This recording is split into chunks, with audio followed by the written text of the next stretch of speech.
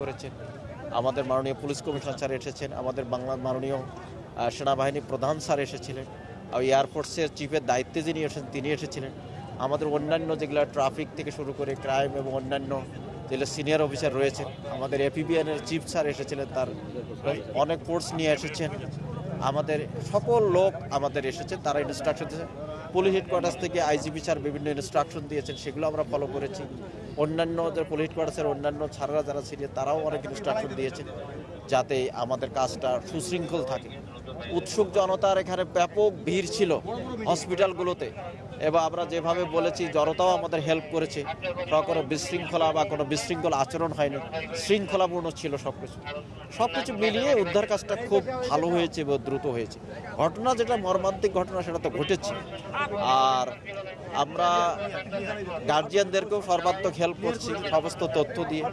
আমরা ইতিমধ্যে জানতে পেরেছি আমাদের সিএমএসে আমাদের একটা তুরাগ থানার একটা আমাদের ইন্সপেক্টর তদন্তের নেতৃত্বে একটা টিম কাজ করছে, যে আমরা এখন পর্যন্ত 15টি ডেড বডি পেয়েছি, তার মধ্যে 8টি ডেড বডি আমাদের আইডেন্টিফাই হয়েছে, তাদের সুরুথাল নেওয়া করা হচ্ছে। পরে আমরা 8টির মধ্যে প্রায় 8টি তাদের পরিবাররা যারা আইডেন্টিফাই করেছে তাদের হাতে দিয়ে দেওয়া হয়েছে। ভিতরে এখন তো উদ্ধার কাজ প্রায় শেষ পর্যায়ে। বাংলাদেশ এয়ারফোর্সের সদস্যগণ কালকে ফাইনাল এটার সমাপ্তি ঘোষণা করবেন সকালে।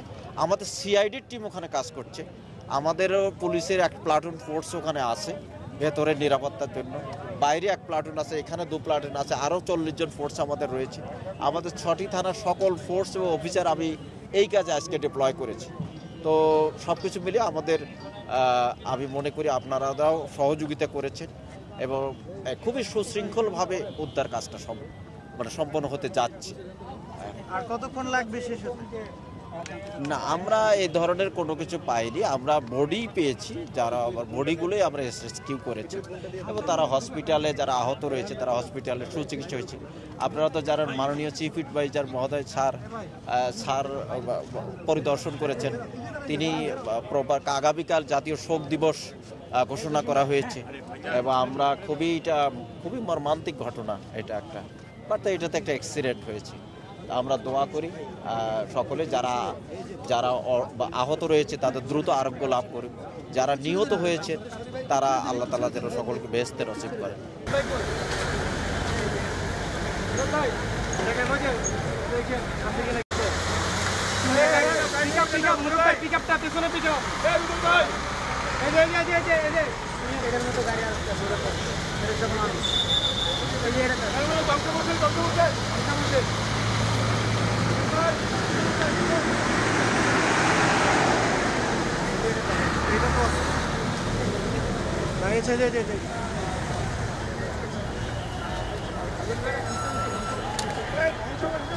মুরাদ ভাই দ্রুত দ্রুত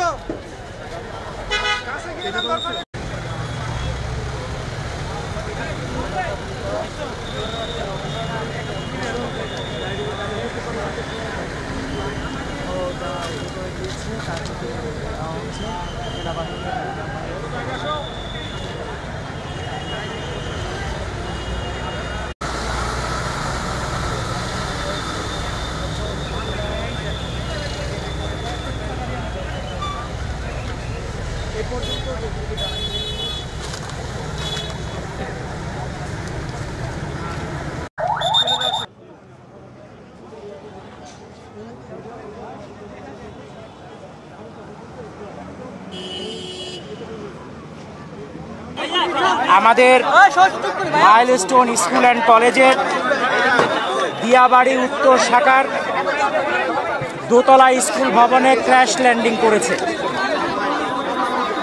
এই দুতলা ভবনটিতে প্রথম তলায় ছিল 3য় শ্রেণী ও 4র্থ শ্রেণীর বাচ্চাদের ক্লাস, দ্বিতীয় তলায় ছিল 2য় শ্রেণী ও 5ম শ্রেণীদের ক্লাস, এবং তার সাথে ছিল প্রিন্সিপালের অফিস, মিটিং রুম এবং একটা কোচিংয়ের ক্লাস চলমান ছিল।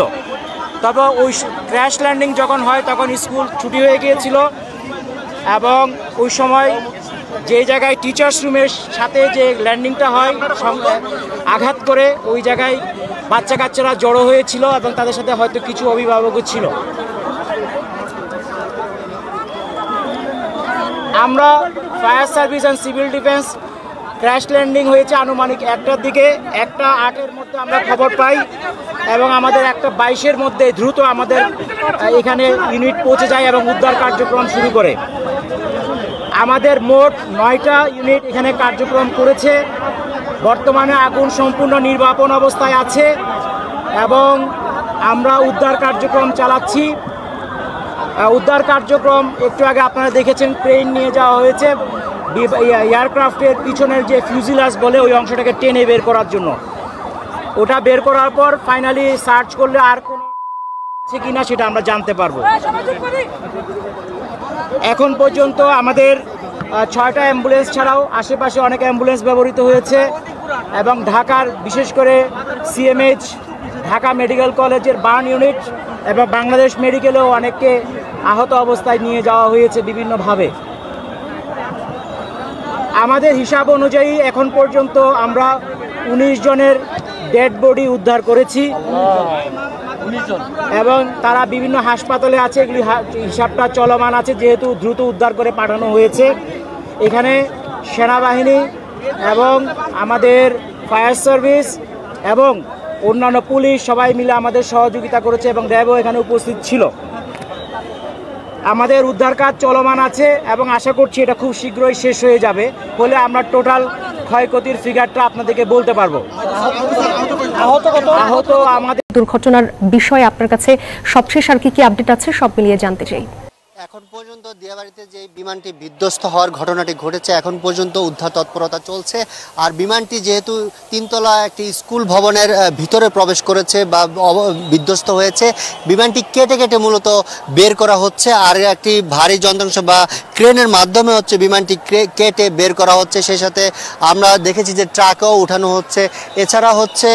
এছাড়া এখানকার যে পরিবেশ এখন পর্যন্ত কিছুক্ষণ আগেও একটি অ্যাম্বুলেন্সে করে একজন আহতকে বা দগ্ধ হওয়া একজনকে বের করা হয়েছে, তাকে হাসপাতালে পাঠানো হয়েছে। আর এখন পর্যন্ত 164 জনকে হচ্ছে দগ্ধ অবস্থায় বিভিন্ন হাসপাতালে ভর্তি করা হয়েছে। সেই সাথে এখন পর্যন্ত ফায়ার সার্ভিস যেটি জানিয়েছে 19 জনের মৃত্যুর খবর জানিয়েছে ফায়ার সার্ভিস বিধ্বস্ত হওয়ার ঘটনা। সেই ঘটনাকে কেন্দ্র করে এখানে যেই স্বেচ্ছাসেবী কর্মীরা রয়েছেন তারা এখনও নিরলস কাজ করে যাচ্ছেন। তারপর হচ্ছে আইনশৃঙ্খলা বাহিনীর সদস্যরা কাজ করে যাচ্ছেন। এখনও কিন্তু উদ্ধার তৎপরতা চলমান। তবে যেহেতু এখন পর্যন্ত আনুষ্ঠানিক কোনো সংবাদ সম্মেলন বা কোনো কিছু করা হয়নি, তো কিন্তু যেই ভারী ক্রেনটি হচ্ছে উদ্ধার তৎপরতা চালানো হচ্ছে, সেই ক্রেনটি দিয়ে কিন্তু এখনো বিমানের ধ্বংসাবশেষ বের করা হচ্ছে। একটি প্রশিক্ষণ বিমান রাজধানীর দিয়াবাড়িতে মাইলস্টোন স্কুল অ্যান্ড কলেজের যে প্রধান ক্যাম্পাস রয়েছে সেই ক্যাম্পাসের একটি স্কুলে হচ্ছে বিমানটি বিধ্বস্ত হয় এবং বিধ্বস্ত হওয়ার সাথে সাথে আবার বিস্ফোরণ ঘটে। বিস্ফোরণ ঘটার পর এই স্কুলটিতে যে শিক্ষার্থীরা ছিলেন তারা সবাই বলা চলে যে দগ্ধ হয়েছেন এবং সেই সাথে সাথে যে আশেপাশের যে বাসিন্দারা ছিলেন তারা সবাই এই উদ্ধার তৎপরতায় বিভিন্ন অ্যাম্বুলেন্সে করে বিভিন্ন হাসপাতালে পাঠিয়েছেন। এরপরেই আবার ফায়ার সার্ভিসের সদস্যরা এসে উদ্ধার তৎপরতা চালায়। সেই সাথে অন্যান্য যে সংস্থার সদস্যরা রয়েছে তারাও উদ্ধার তৎপরতায় এসে যোগ দেন। আর সেই সাথে এই যে একটি হৃদয় বিদায়ক একটি ঘটনা, মাইলস্টোনের যে পরিবেশ অভিভাবকের আর্তনাদও আমরা এখানে দেখেছি। মাইলস্টোনের যে পরিবেশ এখন পর্যন্ত নিস্তব্ধ একটি পরিবেশ, যে আহাজারির যে পরিবেশ, মানে প্রতিটি এই ঘটনা মূলত বাংলাদেশের ক্ষেত্রে যেই এই যে শিশু কিশোরদের উপর বিমান আশ্রে পড়া এটি কতটা মর্মান্তিক সেটি কিন্তু এই ঘটনা দেখে বা এই ঘটনার মাইলস্টোনের যে পরিবেশ সেটি কিন্তু জানান দিচ্ছে। আপনারা দেখছেন যে ক্রেনটি, এই ক্রেন দিয়ে মূলত স্কুলের ভিতর থেকে বিমানের যে ধ্বংসাবশেষ সেটি কেটে কেটে উদ্ধার করা হচ্ছে। কিছুক্ষণ পর আপনারা দেখছেন যে অন্ধকারাচ্ছন্ন থাকার কারণে আমরা দেখাতে পাচ্ছি কিনা জানি না, তবে আমরা দেখতে পাচ্ছি যে এই আরও একটি ধ্বংসাবশেষ উদ্ধার করা হয়েছে। এখন পর্যন্ত প্রায় 5 বার হচ্ছে ধ্বংসাবশেষ বের করে ট্রাকে তোলা হচ্ছে, ট্রাকে তুলে আবার অন্যত্র সরিয়ে নেওয়া হচ্ছে। সেই সাথে এই উদ্ধার তৎপরতা কিন্তু এখনও চলমান রয়েছে। সেই সাথে কিছুক্ষণ আগে একজন আহতকেও বা দগ্ধ হওয়া একজনকে এখান থেকে উদ্ধার করা হয়েছে। আর এই উদ্ধার তৎপরতা এখন পর্যন্ত 165 জন দগ্ধকে এখান থেকে উদ্ধার করা হয়েছে। আর নিহতের সংখ্যা এখন পর্যন্ত 19। এই ছিল দিয়াবাড়ি থেকে আমার কাছে সবশেষ। এই বিষয়ে আরও তথ্য জানাতে আমাদের আরও একজন সহকর্মী যোগ দিচ্ছেন, মাসুদা লাবণী। লাবণী, আপনি জানাবেন আপনার সেখানকার সবশেষ পরিস্থিতি। আরিফ, আপনি যেমনটি বলছিলেন, আমিও দিয়াবাড়িতে আছি এবং আমি সেই চিত্রই দেখছিলাম। এবং এই মুহূর্তে ঠিক আমার সাথে মাইলস্টোনের শিক্ষার্থী আছেন, একটু আমরা তার কাছে জেনে নিব। একটু আমাকে বলবেন যে ঘটনার সময় আপনারা ছিলেন, কি দেখেছেন, ওই সময়ের ভয়াবহতা কেমন ছিল? ঘটনা চলাকালীন আমরা ওখানে উপস্থিত ছিলাম। ওখানে যেই ক্যান্টিন ছিল ওখানে আমরা মানে পাশেই যে ক্যান্টিনটা ছিল ওই জায়গায় আমরা ছিলাম। এবং ওখানে আমরা দেখেছি যে যখন প্লেনটি ক্র্যাশ করে মানে যে ক্লাস চলাকালীন অবস্থায় না, মানে ক্লাস ছুটি দিয়েছে এবং কোচিং শুরু হবে তার মাঝবর্তী অবস্থাতে মানে টিফিন খাচ্ছিল বাচ্চা ছেলেমেয়েরা, তখনই যখন ক্র্যাশ করে তখন আর কি আমরা দেখি যে মানে হঠাৎ করে একটা প্লেন ক্র্যাশ করে তখন অনেক শব্দ হয়েছে এবং আশেপাশে পুরো ক্যাম্পাসটা মানে অনেক ধোঁয়ালো ছিল, যেমন আমরা দেখতে পাইনি তেমন, এবং কিছু শোনাও যাইতেছিল না কারণ যেহেতু আমরা খুবই কাছে ছিলাম। এবং আমাদের যে ছোট ছোট ভাই বোনেরা যে মারা গেছে তাদের আমরা ভিতরে যখন যাই তখন নিয়ন্ত্রণ আসে, মানে আগুন ধরেছিল এবং সেটি নিয়ন্ত্রণে যখন আসে তখন আমরা ঢুকেছি এবং ঢুকে দেখছি যে মানে অনেক ছেলে মেয়েদের মানে হাত পা বিভিন্ন কিছু মানে ছড়িয়ে ছিটিয়ে ছিল। এবং আমাদের যে দিয়াবাড়ি আর্মি ক্যাম্পের অনেক সদস্য, যেমন 3 জন ক্যাপ্টেন ছিলেন, তারা 3 জনেই মনে করেন যে সাথে সাথে দৌড়ায় যায়। তারা আগুনের চলাকালীন সময় তারা ওই আগুনের ভিতরে যায়, কয়েকজন ছেলে মেয়েকে উদ্ধার করে এবং উদ্ধার করার পর তাদের 3 জন মানে যে 3 জন গিয়েছে তারা আগুনে মারা গেছে। এবং আমরা দেখেছি যে অনেক মানে লাশ মানে অনেকগুলো মোট 20 থেকে 40 জন মারা গেছে। এবং বিভিন্ন বাংলাদেশে বিভিন্ন ঢাকা উত্তরাতে বিভিন্ন হসপিটালগুলোতে যেমন বাংলাদেশ মেডিকেল, তারপরে কিসেন্ট হসপিটাল, তারপর লুবানা এবং মনসুরাতে বেশিরভাগ স্টুডেন্টদের নিয়ে যাওয়া হয়েছে। আমরা এখানে কথা বলছিলাম শিক্ষার্থীদের সাথে এবং তারা কিন্তু এই মুহূর্তে ভলেন্টিয়ারে কাজ করছেন এবং আমরা আরেকজন শিক্ষার্থীর সাথে কথা বলবো যে আপনি তো ভলেন্টিয়ারে কাজ করছিলেন, ওই মুহূর্তে কি ভয়াবহতা দেখেছিলেন এবং ওই ক্লাস যে বিল্ডিংটাতে আসলে বিমান ক্র্যাশ করেছিল ওই কোন শ্রেণীর শিক্ষার্থীরা সেখানে ছিলেন? যখন আমরা বের হই তখন আনুমানিক 1:30 কি 35 বাজে। আমাদের স্যার আরও আগেই আমাদের যখন এটা ক্র্যাশ হয়েছে আমরা আওয়াজ পাইছিলাম, স্যার আমাদেরকে বের হইতে দিতেছিল না, যে তোমরা যদি এখন বের হও সেখানে হয়তো আতঙ্ক সৃষ্টি হবে, এমন কিছু ইয়ে হবে। স্যারের নিজের মেয়ে ওইখানে পরে যখন আমরা বের হই তখন আশেপাশটা পুরো ধোয়ালো ছিল। তখন দেখি সেনাবাহিনী আসছে, সেনাবাহিনী ওইখানে পরে ফায়ার সার্ভিসকে কল করছে। ফায়ার সার্ভিস আসার পর আগুন নিয়ন্ত্রণে আনার জন্য কাজ করতেছিল। আমরা ভলেন্টিয়ারের কাজে আমাদেরকে ম্যাম বলছে যে তোমরা এখান থেকে স্টুডেন্টদেরকে বের করো, এই ক্যাম্পাসটা ছাড়াও, যাতে সেনাবাহিনীরা বা ফায়ার সার্ভিসরা ওনারা ঠিকমতো কাজ করতে পারে। পরে আমরা করতেছিলাম, ঠিক করতে করতে অ্যাম্বুলেন্স বের হইতে পারতেছিল না, রাস্তা পুরো জ্যাম হয়েছিল। ওইখানে ক্লাস চলতো ক্লাস 3 থেকে 8 পর্যন্ত।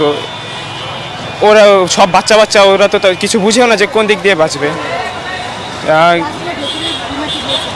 হ্যাঁ, একদম উপরে পড়ছে, বিমানটা একদম উপরে পড়ছে। আমাদেরকে ফায়ার সার্ভিস কাজ করতেছিল তাই ভিতরে যেতে দেয়নি। মাঠের মধ্যে আমরা অবস্থান করতেছিলাম, মাঠে সবাইকে দূরে সরাইতেছিলাম, হেলিকপ্টার নামবে ওইখানে মরদেহ উদ্ধার করবে। তো বের করতে করতে যারা আহত হয়েছে তাদেরকে বের করার জন্য কাজ করতেছিল সেনাবাহিনী। অ্যাম্বুলেন্স বের হইতে পারতেছিল না, তাই আমাদেরকে বলছে তোমরা এখন যে রাস্তাটা ক্লিয়ার করো। আমরা রাস্তা ক্লিয়ার করতেছিলাম, এমন সময় দেখলাম যে ইয়া দিয়ে আহত যারা হয়েছে তাদেরকে বিভিন্ন হসপিটালে নিয়ে যাওয়া হইতেছে, বাংলাদেশ মেডিকেল, তারপর হচ্ছে ঢাকা মেডিকেল।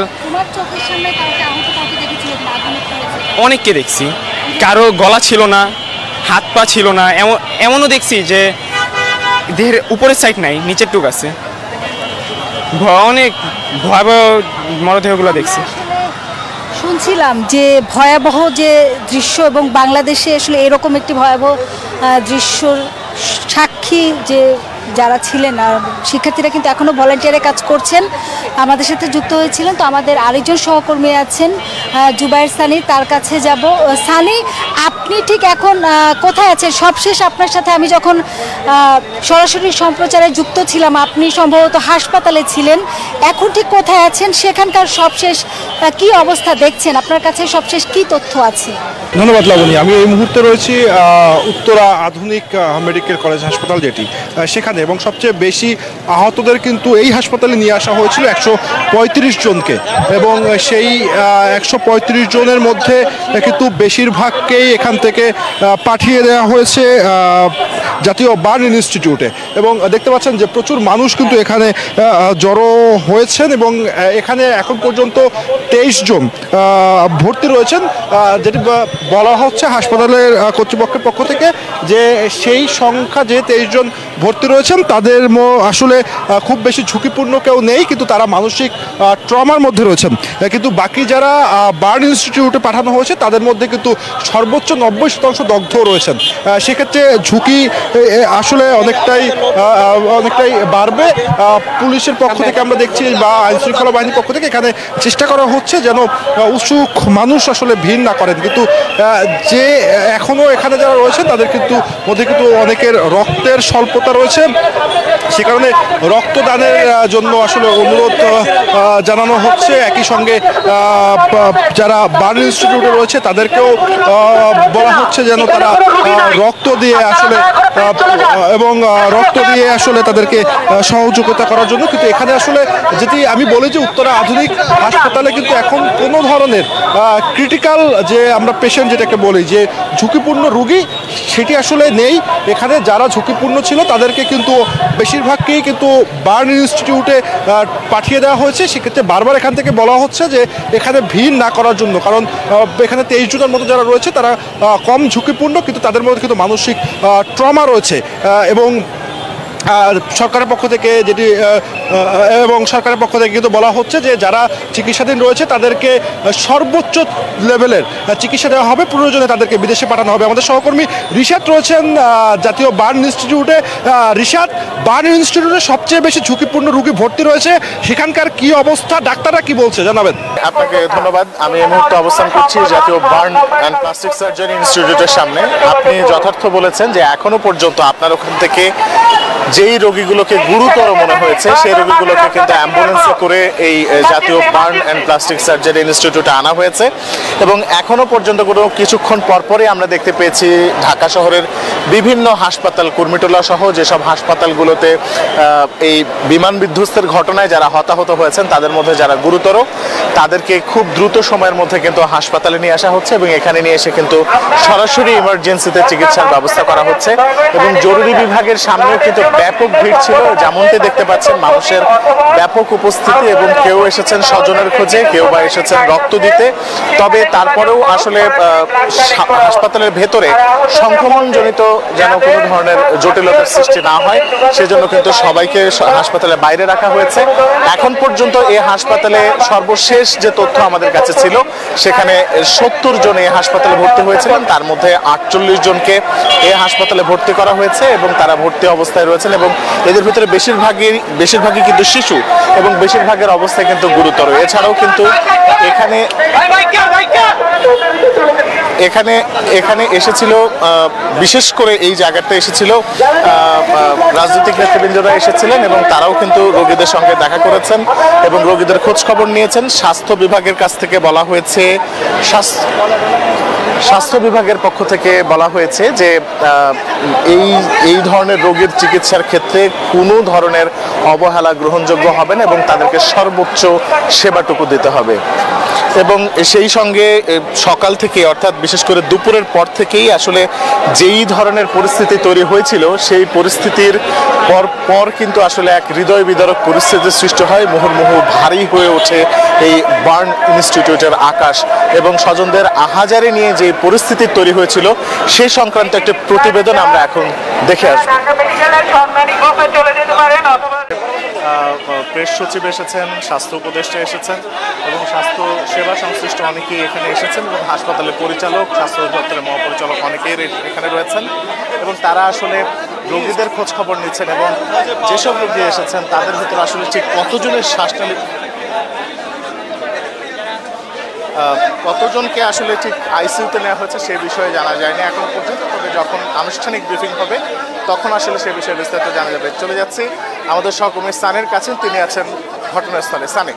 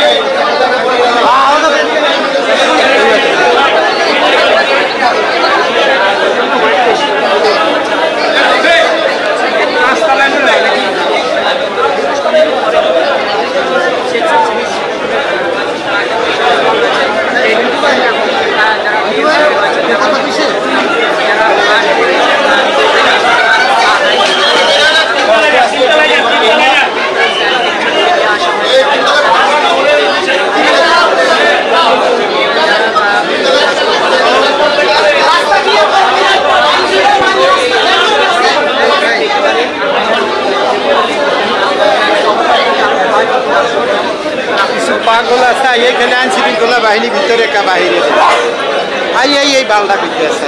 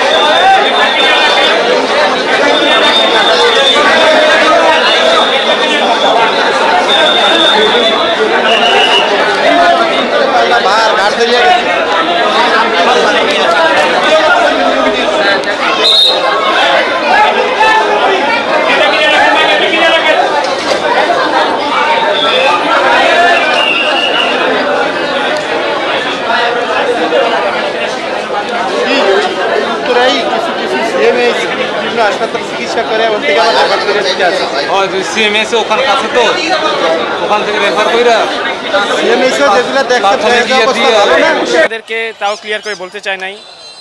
পরে উনি বলতেছিল যে তোরা যদি বিমান ক্র্যাশও করে কি হয়েছে সেটা জানি না, তোরা যে এখন যাবি মাইলস্টোনে যতগুলো স্টুডেন্ট আছে ওরা যদি সব নামে এমনি কতজন মারা যাবে তার ঠিক নেই পাড়ায় পড়ে।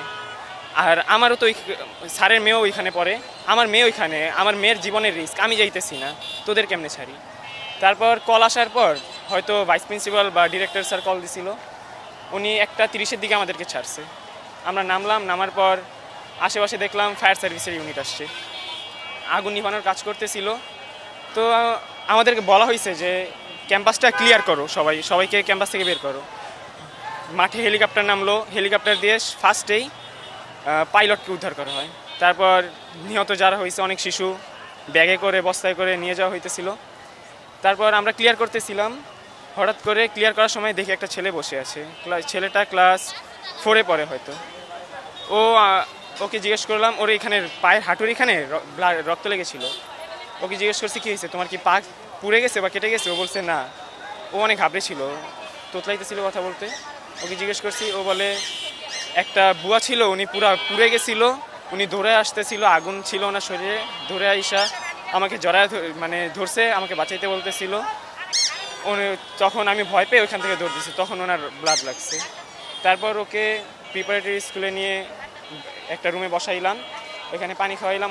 ওর বাবা মায়ের কারো নাম্বারই ছিল না ওর কাছে, ডায়েরিও ছিল, ওর ব্যাগও স্কুলের মধ্যেই ছিল, তাই কোনো ইনফরমেশন ছিল না। তারপর ওকে ওইখানে একটা ম্যাডামের কাছে রেখে আমরা বের হয়ে গেছি ক্যাম্পাসটা ফাঁকা করতে। তারপর সবাইকে ফাঁকা করতেছিলাম, হঠাৎ করে একটা ছেলেকে দেখছি, মানে ফাঁকা করতে সময় ওকেও আমি ধাক্কা দিতেছিলাম, ও আমাকে জড়ায় ধরছে, জড়ায় ধরে কান্না শুরু করছে, ভাই আমার বোনটা ভিতরে, আমার একমাত্র বোন, ওকে বাঁচান ভাই, আমার একমাত্র বোন ভাই, আমার আম্মু আব্বু এখনও কেউ জানে না। তারপর আমি বললাম সব ঠিক আছে, ও ঠিক আছে, তুমি চিন্তা করো না। তারপর বলে ভাই আমার চাচাতো বোন আমার বোনের সাথে পড়ে, ওর ডেড বডি আমি একটু আগে দেখছি, আমার সামনে দিয়ে নিয়ে যাইতেছে, আমার বোনটাকে বাঁচান, আমার একমাত্র বোন। তারপর ওকে সান্ত্বনা দিয়ে ধরে নিয়ে বের করে আনলাম। তারপর আবার ভিতরে গেছি, আমার একটা ফ্রেন্ড ক্লাসমেট, ও ভিতরে ভলেন্টিয়ারের কাজই করতেছিল, ও আগুন লাগছে যে বিল্ডিংয়ে, ওই হলের মধ্যে ঢুকছে। ঢুকার পর ওইখানে আগুন দেখছে, দেখছে ওর শ্বাসকষ্টের প্রবলেম ছিল, ওইটা বেড়ে গেছে। তারপর ও শ্বাস নিতে পারতেছিল, ওর ভাইকে কল দিচ্ছে, ওর ভাই নাকি এই জায়গায় জ্যামে পড়েছিল, অনেক জ্যাম, অ্যাম্বুলেন্স বের হইতেছিল। তারপর হঠাৎ করে অজ্ঞান হয়ে গেছে। তারপর ওকে বের করে একটা আর্মিদের গাড়ি দিয়ে নিয়ে গেছে, যখন দেখছে এই অবস্থা অজ্ঞান হয়ে গেছে, আর্মি গাড়ি দিয়ে নিয়ে গেছে। তারপর দেখলাম রাস্তায় পুরা জ্যাম, তখন আমরা অনেকে রাস্তায় এসে রাস্তা ক্লিয়ার করা শুরু করছি। রাস্তা ক্লিয়ার করতে করতে মানুষকে আমরা বলতেছি যে চাপতে, ওনার কোনো মনুষ্যত্বই দেখাইতেছিল না আমাদের উপর। ওনাদেরকে জিজ্ঞেস করতেছিলাম যে ব্লাড লাগবে, ব্লাড দেন। অনেককে আমরা হ্যাপি অনেক যে আমাদের হেল্প করতে অনেক জায়গা থেকে। একটা লোককে আমরা সাইড করতেছিলাম, বলে ভাই এখানে এমনি এমনি আসিনি, হেল্প করতে আসছি, গুলশান 1 থেকে এখানে স্বেচ্ছায় সেবা করতে আসছি। ক্লাস 3 বা 4 থেকে 8 পর্যন্ত, মানে প্রাইমারি স্কুলে যারা পড়ে ওদের বিল্ডিংটা আলাদা ছিল। আমাদের এখানে কলেজে একটা সুবিধা কি, প্রত্যেকটা ক্লাস ওয়াইজ আলাদা করা থাকে, যেমন প্লে থেকে 1-2 পর্যন্ত একটা সাইড প্রিপারেটরি, তারপর প্রাইমারি হচ্ছে ওই 2-3 থেকে 8 পর্যন্ত, 9-10-11-12 এদের জন্য আলাদা বিল্ডিং।